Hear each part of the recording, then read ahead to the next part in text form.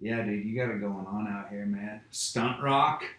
I did a t-shirt, a Stunt Rock t-shirt.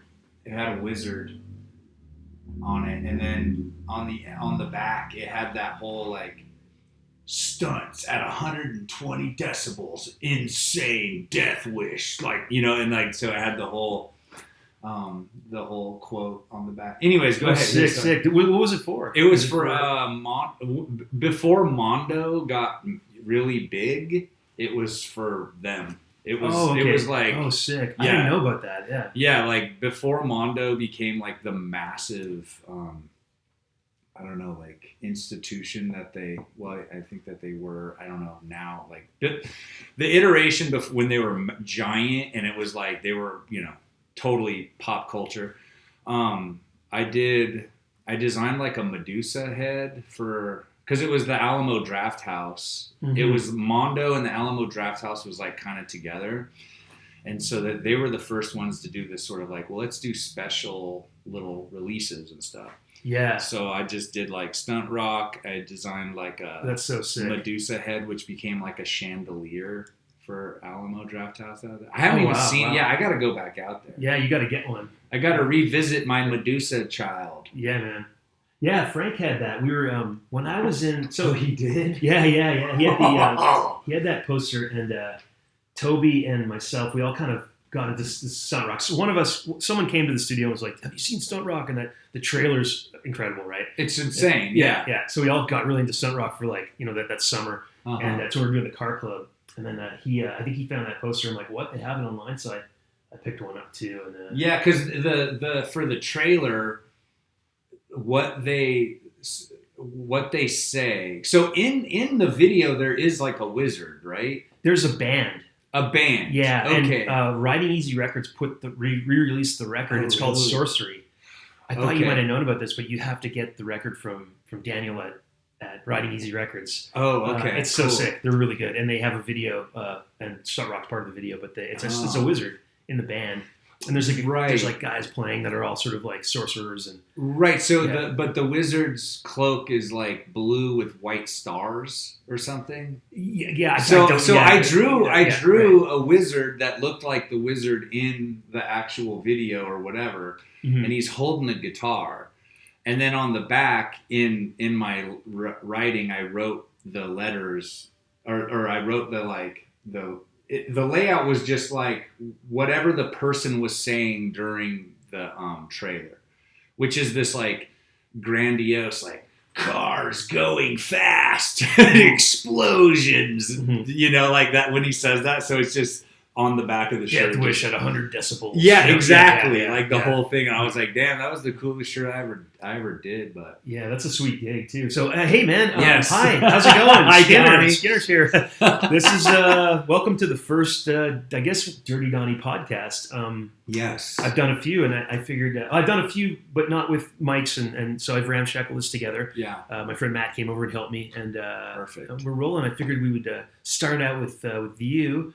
Okay, I'm honored. I usually hate being the first person to do something, but you're in town, so I was like, damn, we got to start this. We got to get this rolling. So absolutely. I'm glad you're in town. It's awesome. It's my pleasure. I'm so happy that you live in this place where I could just come by and hang out with you and see you, Totally, man. Well, we have a guest. This is a new house, a new studio. This is the first video in the new studio, and we have a guest room. So the guest room has its own bathroom and stuff. So if you guys are in town, you get kicked out your Airbnb. Definitely. You can slum it over here with us. Okay, I like that. Crazy, that. So what have you been up to, sir?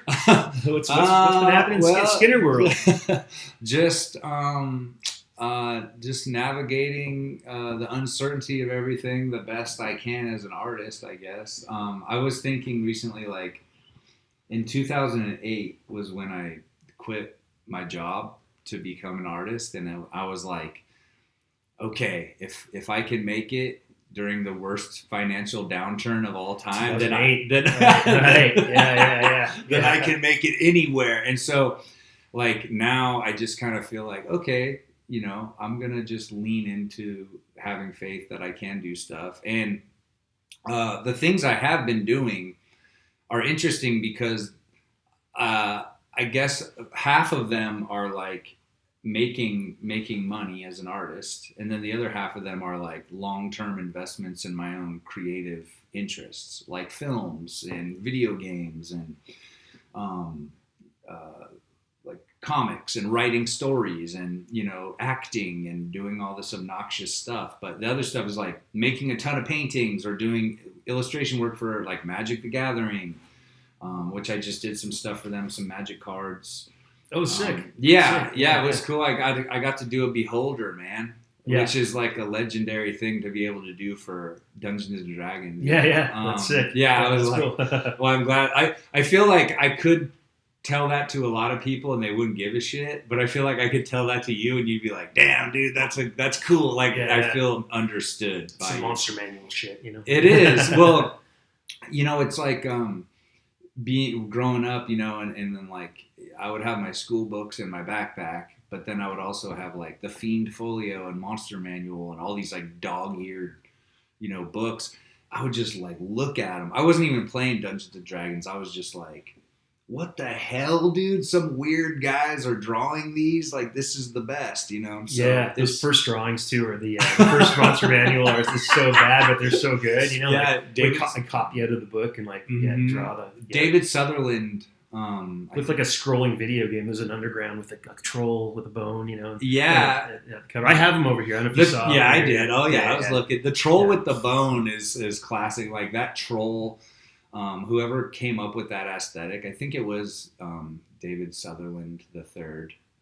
Yes, David. There was a documentary on D&D, and they went over a bunch of the artwork. I don't know if you saw that. Hell yeah! Wait, was that on Netflix? I think so. Yeah. So crazy thing is, you know that artist Errol Otis? No. Okay, so right after first edition came out, they started to do things like have more modules and stuff. So like as TSR, the company, the Dungeons and Dragons company, got bigger, it was like expanding crazy, right? They started to put out like deities and demigods and a box set and stuff. And it was a very psychedelic, bizarre painting style. And that was Errol Otis. He's in the documentary, but he's kind of one of the more legendary illustrator painters. Mm-hmm. Dude, he lives like 5-minute drive from my house. Oh, no way. I met him.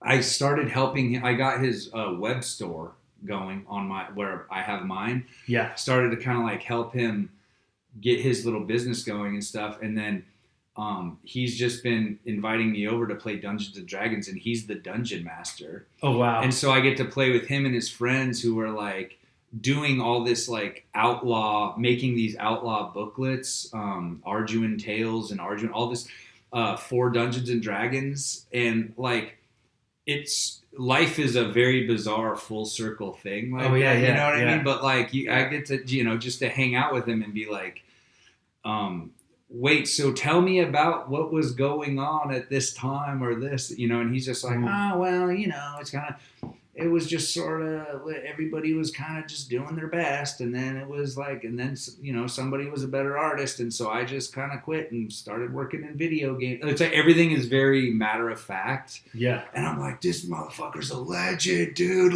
Tell me everything, you know, and and I become the very nerd that, you know, I don't want to admit that I am. I'm like, oh, dude, what? But he signed my deities and demigods, and I helped in the first deities and demigods. They had a H.P. Lovecraft section of the mythos, and an Elric of Melnibone, Michael Moorcock section, which they took out because they didn't have permission from those estates. Oh, wow. Well, Errol Otis drew all the Lovecraft stuff.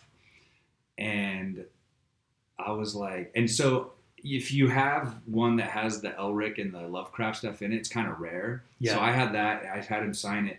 But I helped him get those drawings that he did, which were like maybe 5 by 7 inch illustrations as t-shirts, prints, and all this stuff. And because they have this like controversial, you know, past. So Sick. Yeah, those are on his site. And I'm like, dude, this would be amazing, you know. And basically, I'm just getting him to make it because I want it. Yeah. And I'm like, well, if I want it, I know there's another old burnout that wants it too. Yeah. Totally. But you know, I'm finishing Shrine of Abominations, the stop motion film. That's going good. Yeah. Oh, sorry. Is everything cool? Yeah, all good. And so Shrine of Abominations, and then I'm just my friend's film I helped him make called Print in the Woods. It's a cryptozoology horror comedy movie, and where I play like an evil scientist guy, fraudulent scientist, and I designed the monster for that. And I love your videos, all the videos you've done, and you did that one with Trevor, the animation one, and the was it the Mastodon one too? Yeah. You know that one with Trevor is like my favorite thing I've ever done. It's so insane. Yeah. And they show it. It's kind of becoming like a cult classic because it's so fucked up. Yeah. But they show it at when like underground comic fests and different sort of zine conventions and all this shit. Sometimes they have like a movie showing with those conventions in tandem with those. Yeah. And they show back issues. That's the video. And they show it and everybody's like, I've had people, I could tell that it was starting to pick up steam because people will do the lines from the show. Oh, to read it out to you. That's hilarious. I'm like, what, dude? This is crazy. Because when we finished making it, I was like, this is the most weirdest thing ever. Nobody's gonna like it. Yeah. But the right people like it. Yeah, totally. Yeah, I'm glad you work with Trevor too. I grew up with Trev, and he was stoked. He's a big fan of yours, and he was stoked to do stuff with you. He's the best. And, he's so creative, and he's his own weirdo genius. Yeah. Is he still doing animations and stuff? Not so much. Like I try to get him to do it, but I don't want to push him because I know he works a lot, and I think hopefully he'll have time. So he's looking after his mom a lot too. So I'm hoping he'll have more time to do it and stuff. But right, it's just kind of I think just the window is for him to be creative is sort of not there as much. Yeah, I get that. Yeah, but like that was after doing the Mastodon music videos and the High on Fire videos and stuff. Yeah, the High on Fire one was amazing. Thanks. Too. Yeah, I was basically trying to reignite the public's interest in sort of like that kind of like heavy metal fantasy cartoon type shit, Yeah. And I was like, well, I'm gonna make it like a feminist Sasquatch. A feminist alien Sasquatch story. Yeah. It's like anti-imperialist kind of weird fantasy thing with drugs and hallucinations and monsters and stuff. But doing back issues, I was like, I want to do something that's more in the like realm of absurdist shit. And because like, all this other stuff is sort of like a little serious fantasy style shit. There's not like a lot of comedy in it.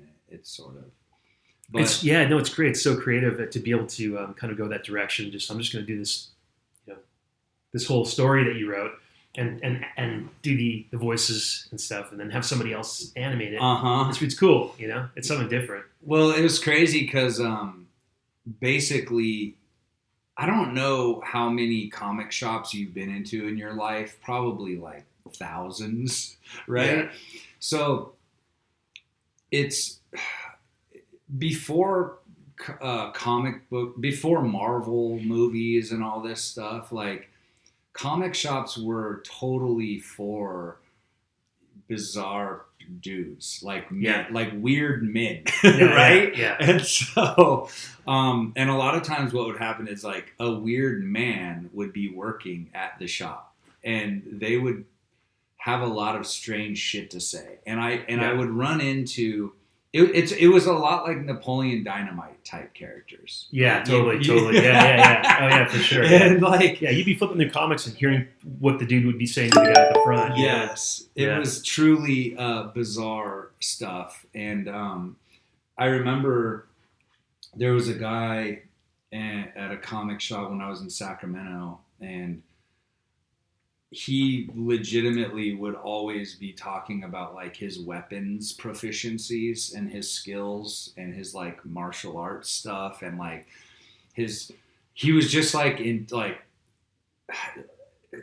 he was just so weird, and like he wasn't even the only guy that I met like that at comic shops. So I was thinking, like, I was mulling it over in my head, like, what if I tried to become an amalgamation of all the weird men that I've met at a comic shop, and then just sort of stream of consciousness talk and just grab, like, in my mind, have memories of like what people said and what they said and like how weird they were and I just kind of went for it and then just talked for 18 minutes straight. Yeah. And then we whittled that down to like, I think it was like 11 minutes of just bizarre talking, you know? Yeah. And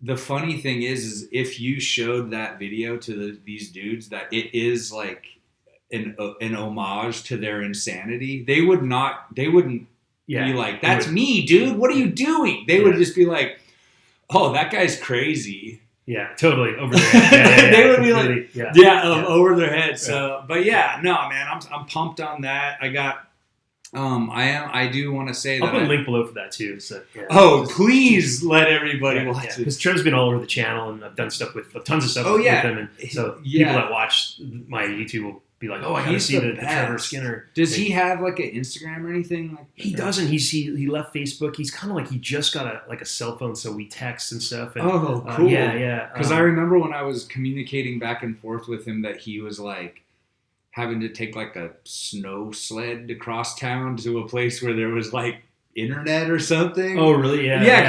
Because he was like at his mom's or something, and then he's a janitor at a hospital or something. Yeah, he's got funny stories. He's the janitor at the hospital, and he's been there for a long time. It's like I was joking with him. I'm like, it's like your Good Will Hunting, you know? You're way too much of a genius. It is. He's like a genius. Like the way that he visually interpreted the dialogue and the recording that I did and was insane. Like totally insane. Like could not be more funny and better and good. Yeah. He's one of the funniest guys I know. The shit he comes up with, and the stories from the hospital are funny.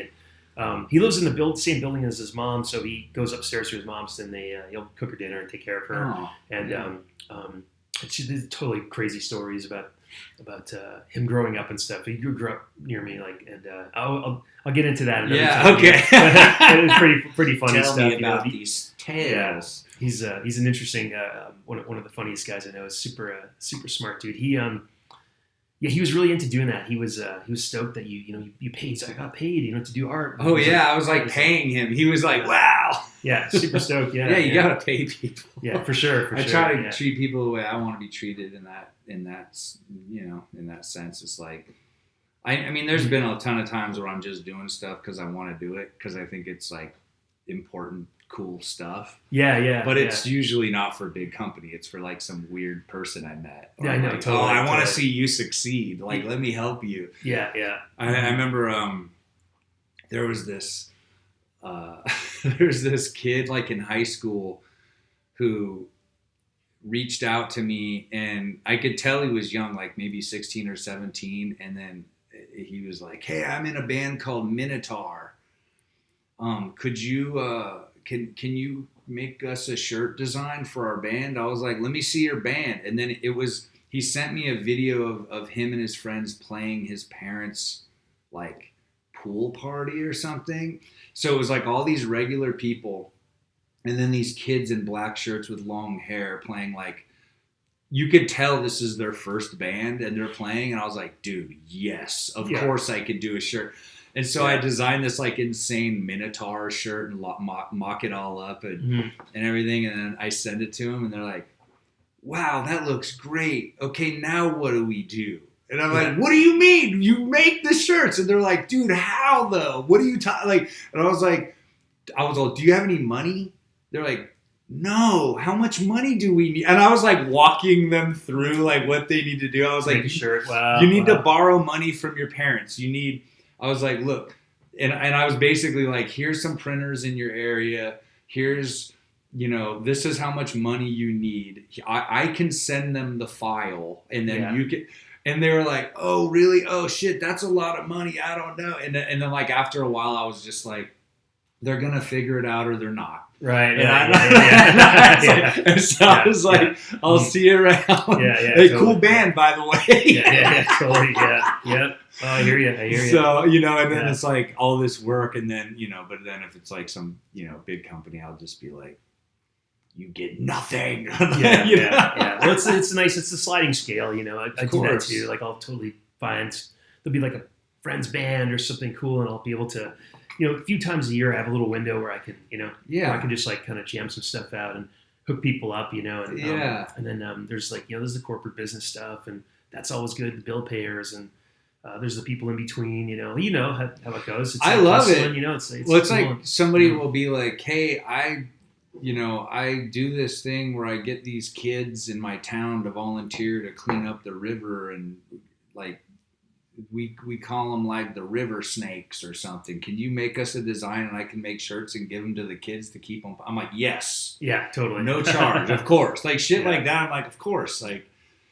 like my pleasure. Yeah. But other than that, I think that, the rigmarole of trying to squeeze money out of big companies and all this stuff sort of led me down to the like doing backer kits and Kickstarters and stuff like that. Yeah, how do you like that? You've been doing some Kickstarter stuff. I think it's. I haven't done anything, so I'm asking. How do you like it?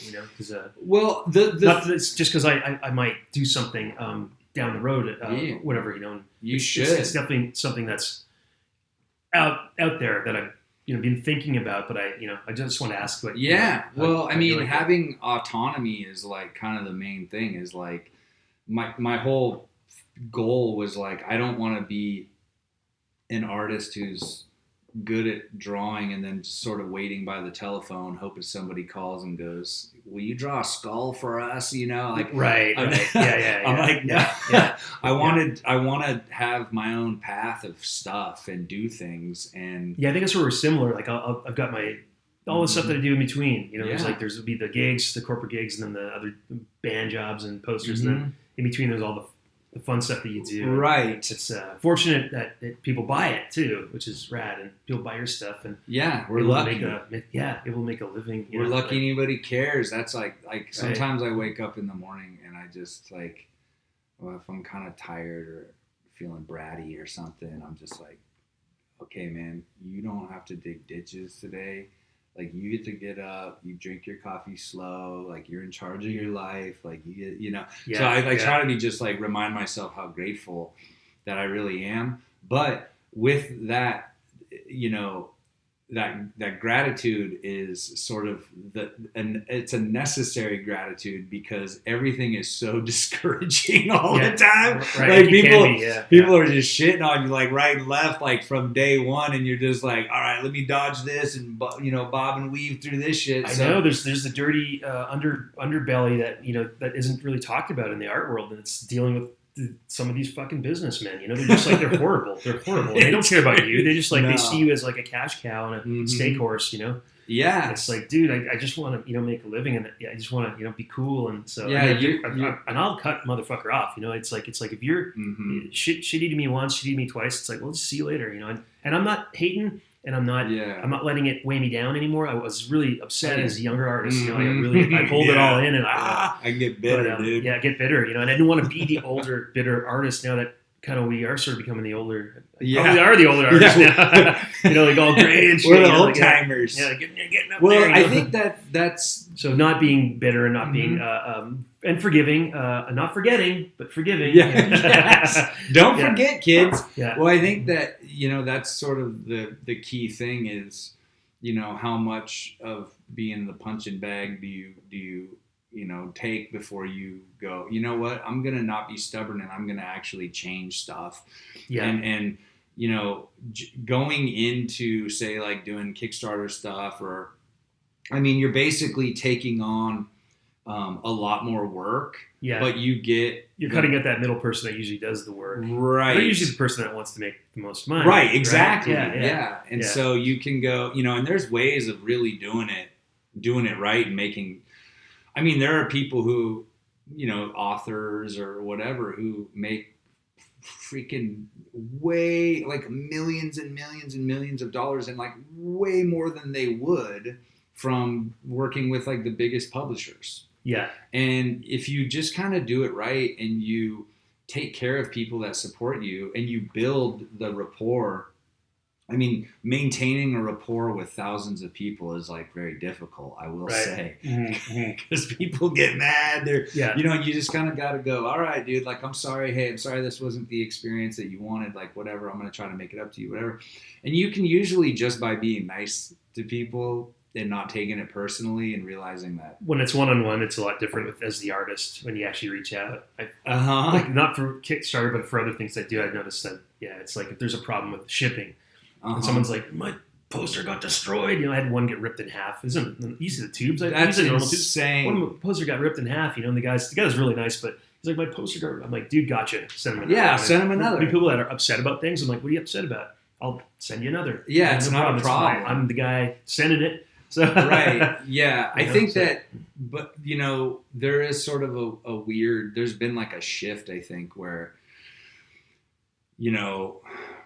the old dynamics don't really work. Like, I haven't had an art show at a gallery in a long time. I don't totally work with companies so much anymore because it's like, say, a big, skate company or like a, whatever, like any company that's like, hey, we want you to do a shirt design. So you spend, a week or two or whatever doing a shirt and they give you $700 or $1,000 or something. You could make that yourself and make way more. And then what, so why would you do this? And so like, it's interesting to over time where you see that as things have shifted, artists have become extremely more responsible and more business savvy, and you see that these companies are just sort of like leaning into the idea that like, well, we have distribution, and it's like, well, I have that too. I have that too now, yeah. Or like, we have the building, and it's like, well, I can rent a building. Like, why would I do any of this shit? And so it's I tried to explain that to businesses too. Sorry to interrupt, but I tried to say, like, I'm like, well, why should I work with you? Because I'm doing this myself, like I've got my own followers, I got my own thing going. Right. And that's like one thing that I very early on, like maybe even about 10 years ago, 10 years ago, I was like, none of this stuff's working for me. Like none of these things, because the way that I work is like, I'm an insane workhorse freak. So this is the part of the podcast where I tell you about my sponsors. ifuckedup.com. Actually, I don't have any sponsors. The GoPro that's facing Skinner, that's looking at Skinner, it totally conked out, and I missed it. So you get to listen, you get to look at me listening to him. So anyways, enjoy the rest of the podcast because we have more good stories, and it's my first one, so it'll get better. I promise it'll get better. Back to the podcast. Explaining that to a gallery or even an art magazine, because art magazines are like, well, we want you to have gallery shows because galleries pay for ads to keep our magazine going. Mm-hmm. Like once you look at it all, you're just like, this whole shit sucks. Right. Totally. Yeah. Yeah. They hate when you get smart too. When it's I don't get covered in art magazines once I started talking about like, wait, this smells like payola up the ass, dude. Yeah, it's so funny. And you see it, and I think that I see artists still struggling because they're like, hey, does anybody else not sell paintings at galleries and do this? And it's like, okay, you painted the paintings, you promoted the gallery, you paid for the framing. Yeah. Right? You're already in debt before you get to the show. Then you have the opening, and then basically your success is predicated on, does the gallery have their thumb up their ass or not? Yeah. And so did you check that out with them? Like, we should be asking galleries and businesses and all this shit, like, okay, so like, what are you providing realistically, like how are you matching? What do you bring to the table aside from a room to hang my shit in? You know, right? Yeah, because you have a client list that that are going to actually come in and they want to buy like expensive paintings, or what's the deal? You know. Well, I think if we all collectively had this attitude, things would change, because it would be. I mean, I feel like a lot of times with galleries, I'm like, why is any of the hustle to sell stuff on me at all? Like, maybe you should buy half the show up front from me. Right. That's a great point. It's like, you want me to do it. And I know a few artists that have said that too, that it's like, no, if you want me to be in your show, like, I'll be in your group show, but why don't you buy the painting from me, and then you can do whatever the fuck you want with it, you know? Because like, I have to make a painting for your show, you know, like, but what am I going to do with it if it doesn't sell? And like, you want me to create this piece of art, it's going to take a month or a couple weeks. Or whatever, totally. You know? So like, how am I supposed to pay my bills? And so like, basically, but the thing is that, you know, I could just be like, you know, fuck these motherfuckers and all this stuff. But honestly, I have to take like a look at myself and just be like, well, what are my boundaries? Like, what is it that I want my life to look like? And the way that my life looks the best is when there's nobody in between me and the public, who I appreciate endlessly for supporting me and taking, you know, risk on me with, you know, Kickstarters and backer kit campaigns and stuff. And they just give me the money. I make the crazy thing. I send it to them. Seems simple. Yeah. Like, here you go. Oh, also, here's some extra shit too, because you rock. Yeah. Thank you. Yeah, totally. And I get it. Yeah, and I just don't know how it could continue to go. I mean, not to mention, like, say, like a gallery show. I just saw this gallery show called the Ampersand, and it's artwork by all these amazing artists around the idea of the symbol, the ampersand. And I'm like, if by some miracle somebody buys your painting, cool. But if not, now you have an ampersand painting, like a painting of an ampersand. Yeah. Like, who's gonna buy? Like, what the fuck, dude? Like, that's like being like this. It's the Don Knotts art show. Yeah. And then all of a sudden you get like every famous artist in the world to paint Don Knotts, and then like 2 paintings sell, and then everybody has a Don Knotts painting now, like to take home. Like, what? I don't. Anyways. It just, none of it. It's like we're already pressed and squeezed, you know, economically. So like, you have to be really smart about like where you put your energy. Oh, totally. Yeah. And the thing with the t-shirts too, I used to do, you were talking about 2008, up to 2008, I would do a lot of t-shirts. I'd just knock them out. I'd be like, back then it'd be $500 a shirt. Boom, boom, boom, all day long. I'd do one a day.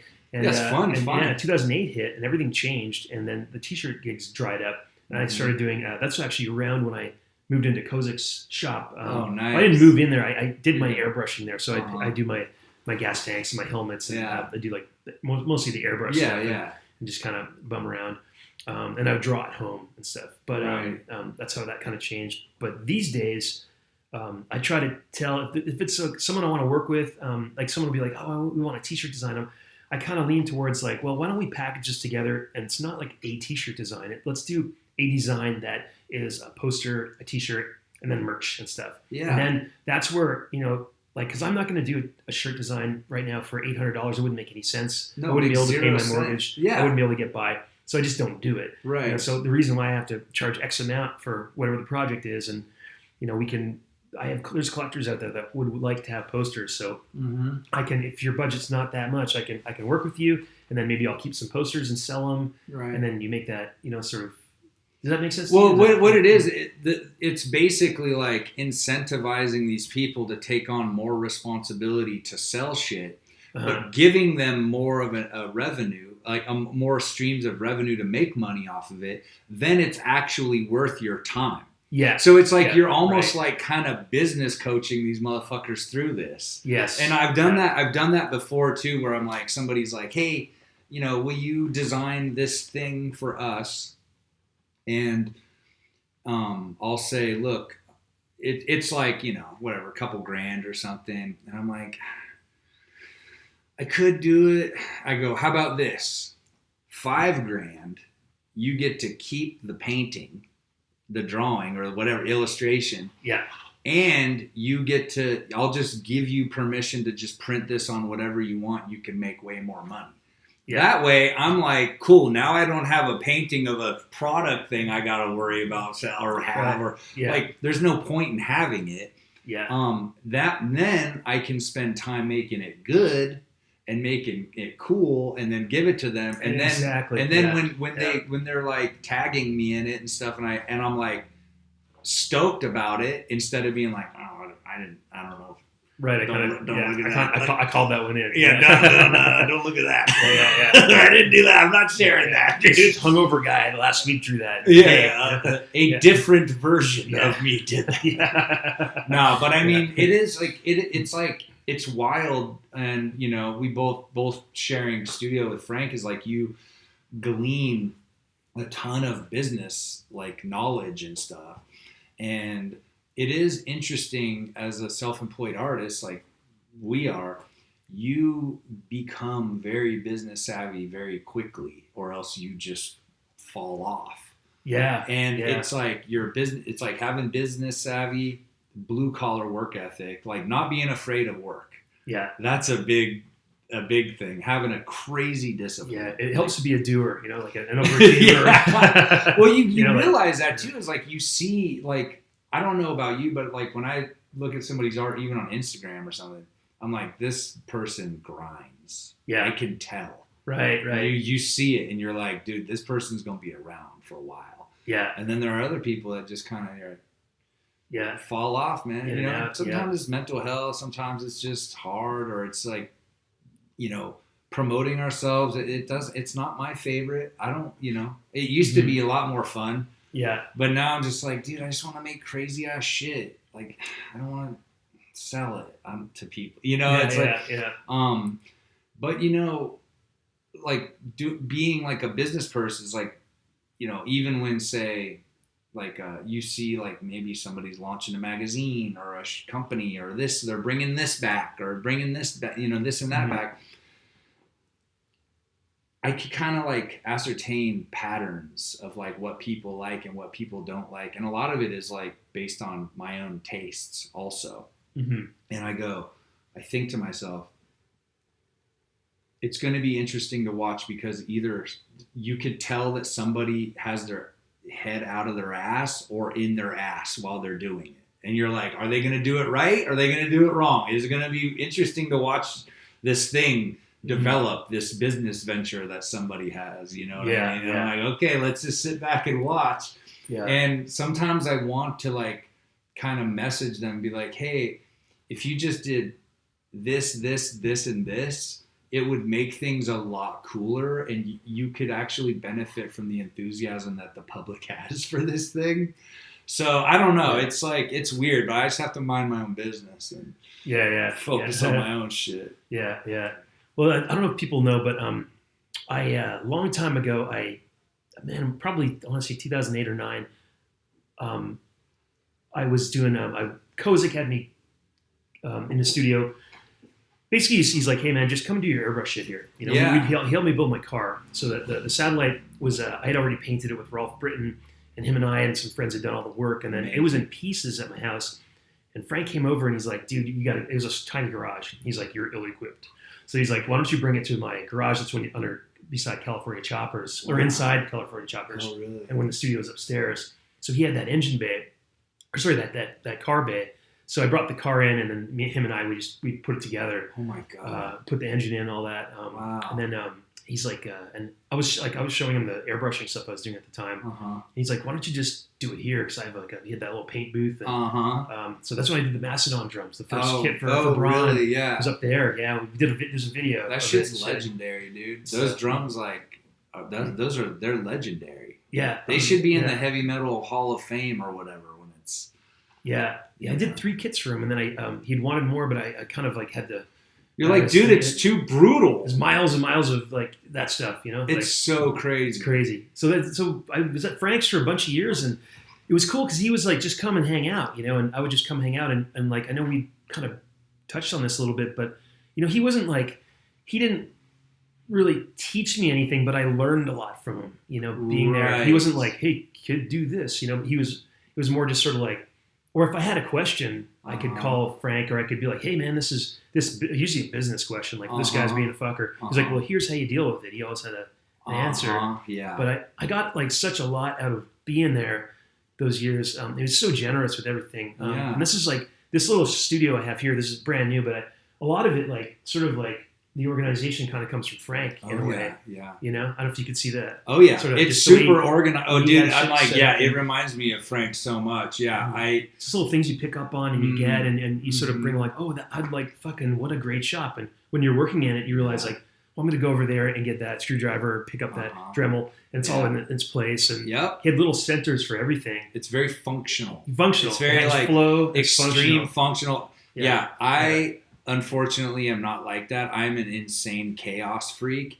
Drove him nuts. Oh, dude, I bet. When I went to see your setup there, and you're set up beside in the room where they have his office was huge, and then there was the workshop, which is huge. I was kind of in the workshop, but when I saw your setup, I'm like, Skinner's got a crazy island right by Frank and Sharon, and it's like all your shit. It was fucking. It made me laugh because I know you're probably driving them nuts. Oh no, everything it looks about so me cool. drove him nuts, and but I was like, I'd always feel bad because I was like, when I was painting the toys in the back, and I would just like, it was like everything was so clean, right, and perfect and pristine, and then I'd be in there for a couple of hours, and it looked like a parade of insane clowns came in there and just destroyed it, and he would like walk in and he would just like look around like, God, I'm sorry, but his don't forget to clean my airbrushes out. Then he left my airbrushes dirty one time, and I came out and I'm like, don't forget to, hey Frank, don't forget to clean my airbrushes. I was constantly buying him new airbrushes because I was wrecking those fucking things. Oh yeah. But the way I looked at it was like, I know I could sell it. I could probably make a couple $1,000 on these toys. Airbrush, $200. That's fine. Yeah. I would just do the math in my head. Like, I just couldn't get them. I'd be like, I'm terrible with my airbrushes. They're all in water. They're all right there. And I got 4 Awadas, and they're just all like in various states of like unfunction.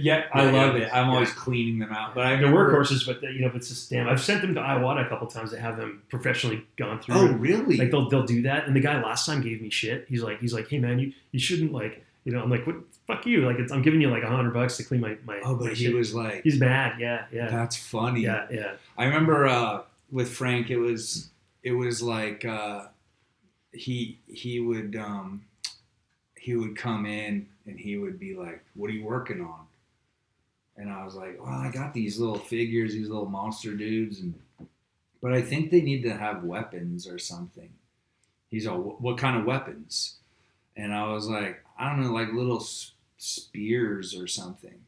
And he's all, "Here, let me show you something." And he would do, because he had his crazy tools.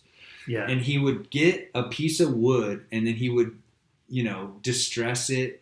And then he would take little pieces of tin and cut them all out perfectly. Or like, I don't know, it was like copper or something. And then take a tiny drill and drill through it and put the sharp part on the spear, the wood, and then put like a little piece through, and he would make a perfect facsimile of like a spear for me.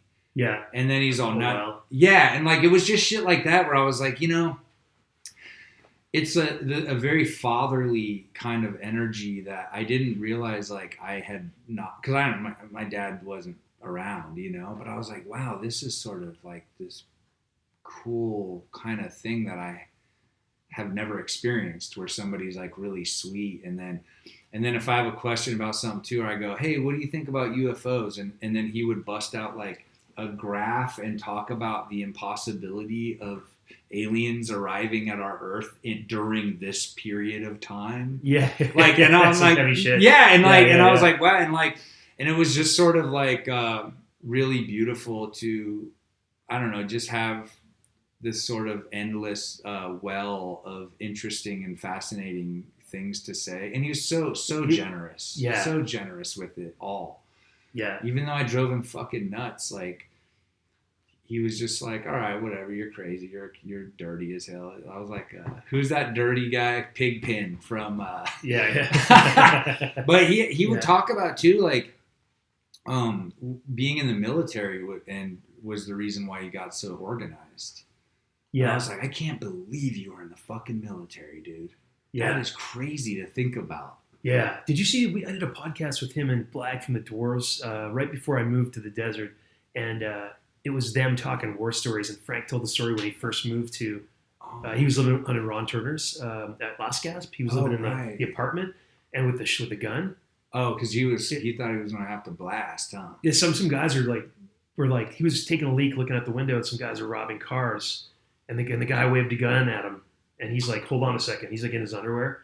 And he got his like AK-47. He went outside and they cocked it. He's like, who dies first? And it's like they scattered. Uh-huh. He tells it way better. Oh, he loves it. Yeah. Well, he would. I asked him the story because I knew the story. So on the thing, like they're both telling stories. So I'm like, Frank, you got to tell the story. But Well, he also I love that, and like I think Ron was telling me that a couple of years ago. He was like, yeah, Frank was out in the back. And there was always people trying to get in and stuff. But like he told me too that when he had Man's Ruin Records, that some of the Manson family were trying to get him to put the Charles Manson record out. For real? You don't know this story? No. Shit, dude. So he said that like, yeah, they were like, hey, put this record out, and he's like, no, fuck no, and they were like, you're going to be sorry if you don't put this right. He's all, come to my place right now. Here's the address. Yeah. And he was like ready to kill them. He's all, dude, it would have been awesome. Yeah. I was like, all right. He's like, just blast the Manson family. Yeah, wow. And I was like, he's like, they never showed up. Yeah. He's like, I tell everybody, just come see me. Yeah. I'm like, damn, dude, that's not a lot. He's like, I'll throw down, bro. Yeah, he wants to. I know. When I was doing a lot of kickboxing and shit, he was like, he wanted to fight. I'm like, I'm not gonna fight. I don't want to. He wanted to be. Because I'm he wanted to like try to kick my leg. I was like, dude, I'm not fighting you, bro. Yeah. I'm just doing that. I'm saving it for another day. Did you know the story of Ronald McDonald and Faces of Death? Did he ever tell you that? No. Oh fuck. Well, okay. So I wish I wish I would have got like him to talk about it on a podcast or something, because I don't think a lot of people know about this, but he knew the guy that played Ronald McDonald in the 80s. and of course he did. Right. He knew the guy that played RoboCop, like went fishing with him or something, and I can't remember the actor's name, but he's been in a ton of shit. Right. Wow, really? Buckaroo Banzai. Peter Weller. Yeah, Peter Weller. Yeah, he met him on a fishing boat somewhere, and they hung out together. Way far away. Okay. Anyway, so he knew the Ronald McDonald dude, and I guess the guy had taken the money from McDonald's and went to produce or put the money into Faces of Death, the movies, and then he it blew up, right? Did really well. And then Frank had mentioned something about he's in China playing the stock market or something, but Frank knew the guy's name and like. He knew all the details and shit, so the story was way better coming from Frank. Of course. But I tell people sometimes, like, I'm like, yeah, the McDonald's story, it's like a true story, but I don't have my facts because it doesn't come from me. I'm not the guy that was the guy that told the story, But that's funny that he knew Peter Weller, because I remember one day I was watching. Did you ever see the remake of RoboCop, where each scene was made by a different group of like performance artists and weirdos? No, there's so much RoboCop stuff out there, but there's one scene where RoboCop shoots all these people's dicks, and dude, it's so funny. And I was dying laughing. I was dying laughing because it's just RoboCop shooting so many people's dicks off, and I was dying laughing. And then Frank's like, "What are you laughing at?" And I was like, "Dude, you got to check this out." And I showed it to him, and he's all, "This isn't funny. What is this?" And I was like, "Yes, it is, dude." He's all, "Something's wrong with you. You're insane." And I was always like, "Something's wrong with you, bro." Yeah, you ain't right, bro. Yeah. But I remember like always thinking like, "Damn, like he doesn't like my sense of humor that much. That's funny." He likes my wizard drawings though, but I was like he hated it. Oh, and I was like, "Dude, I love this show I've been watching. It's Always Sunny in Philadelphia." And he's like, "I don't watch that. It's just people yelling." Yeah. And I was like, "All right, hey, you're not wrong." Yeah. Oh man, damn. I'll tell one more story, and I guess we should probably go get some lunch. Sure. Yeah. Sure. Go one more Frank story.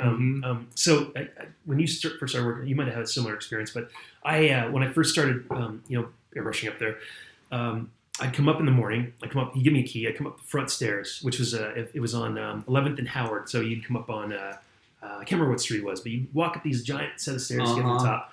And every morning I'd walk up, and Frank would be there early, and he'd have his smoke. And he'd sit behind the computer, and he'd be like looking up, kind of like his glasses would be down. He'd be looking up, and he'd go, I'd be like, morning, Frank. He'd be like, Donald. Like that. He just saw it. That's all he would say. That's all he would say. And then about 45 minutes later, he'd come into the room and start talking. And then we'd chat, and like that. He'd warm up. But every morning for like a week, and I'd be like, fuck, Donald, every morning, Donald. So like a month in, so the doorbell, the bathroom was also at the top of the stairs, so I was taking a leak. And the doorbell rings. I'm like, it's probably FedEx, so I'll just go grab the FedEx parcel. So I opened the door, and FedEx guy. So I signed for it, and he's like, package for Francis. I'm like, package for Francis Kozik. So I go upstairs. I got my ammunition, and I'm all like, smiling ear to ear. And I'm like, got a package for Francis, like that. And he walks up. He kind of like leans over me. He's like, that's my name, bro. He stopped calling me Donald though. Oh, he did. Because you knew his name. I got him. So I think he appreciated the. That's amazing. So, well, we gotta keep sharing all the stuff that he instilled in us with other artists and shit. Like I totally go out of my way to give people advice and thoughts and encouragement and things. That's awesome. Well, because like that's what he did for me, and so that's awesome. Not me, man. No, just joking. Yeah. I'd become more of an open book. People ask questions and I'll get them back and stuff. Well, I think that like a lot of people. This is my experience. Is that it's all very overwhelming and confusing. And just like Frank's studio was very functional, all of his advice was very functional. It was very like, get your brain out of the chaos and come down to earth and be like, what is it that you need to do in like a system? And I would just, all right, okay. Yeah. Like he talked to me out of, because I was like, I don't want to go to Art Basel. And they were like these dudes were trying to fly me out there to paint, at the Monster Energy drink, Heineken fucking party zone or whatever. Yeah. I was like, I don't want to do that. I want to work on my Mastodon art. And he goes, dude, cancel that. Work on your art. That's more important. Yeah. And I was like, oh yeah, when you say it, it sounds like the right thing. Yeah. Yeah, totally. So I did a similar thing too when the Japan disaster hit, when the tsunami hit. I had a book tour, my first book. Who actually helped me with my first book, and I had a book tour lined up. And after that, it was like a month later, and he's like, I'm like, the book tour, and he's like, don't go. He's like, because you'll be like you're an Auslander, you're like a foreigner, so you're gonna be like, if anything when shit hits the fan, like you're not gonna get anything, So he's like, just don't. There'll be other book tours. Don't worry about it. But with the book too, I was doing the book, and he's like, yeah, dude, this is the smartest advice I got. One of the smartest pieces of advice I got was, I got the first book deal. He's like, don't ask them for any money. Just get like as many books as you can. Get like 100 books. So I had 100 books. He's like, take those books and don't sell them. He's like, give them to your clients and give them to potential clients that you want to work with, and just sort of like be smart about it, but give them out. And that's what I did. And he's like, what'll happen is in the next 8-10 years, you'll get jobs out of it. Yeah. And he was fucking right. Yeah. Dude's like 3 years later, he's like, I've had your book on my coffee table for 3 years. Finally, we have a job for you. Yeah. And shit. So he was totally right. He is right. I did that same thing. Yeah. I got my the little scams and schemes. Yeah. It's all long term shit. Yeah. So smart. Yeah. God bless Frank Kozik. I know. God bless Frank Kozik. Yeah. Me too. Yeah. Me too. Yeah. He's a good guy. And the last story. Give us. We were. So Frank and I, we didn't know you. And we would talk about you, and we'd like, this is Artist Skinner, and I was like, oh yeah, I've seen this. They had a skateboard at a Blood Wizard skateboard at the 500 Club. And I was like, that's so cool. That skateboard's so cool. And like they got one at Jamin's work, and our buddy, and so we talk about you, and you're like, oh, Skinner, like Skinner art, like we gotta meet this guy. Cool, yeah. Got to meet this guy, And then I come in the studio one day, and he's got your fucking statues, which are, I was going to bring them in here, but they're out there. He's got these statues that you did. He's like, yeah, I met Skinner.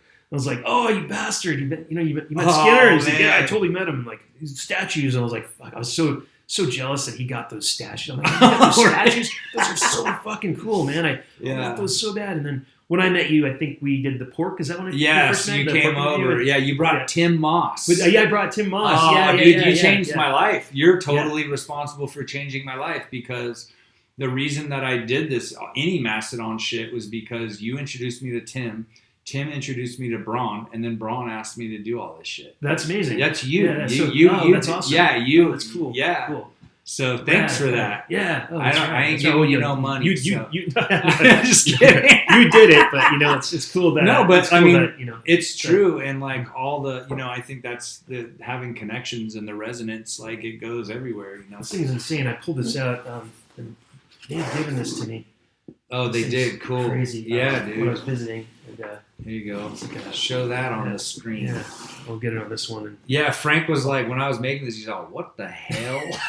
This is like maybe the opposite of any Frank art ever. Like, you know what I mean? It's like, dude, what the hell? Does Braun own this art? Did you? No, I sold it to this guy, and then I ended up, actually, it was pretty cool. Like, the dude saw the paintings in my car. I had just gotten them photographed and sent away or something, and I was bringing them home, and there was this art collector guy in Oakland, and he's all, what are these? And I was like, oh, it's this album or whatever. And he's all, how much? And I was all, $10,000. Yeah. And he goes, I'll be right back. And he went to, and he bought another couple things too. So he went to the bank, came back with like an envelope with like $12,000 or $13,000 in it.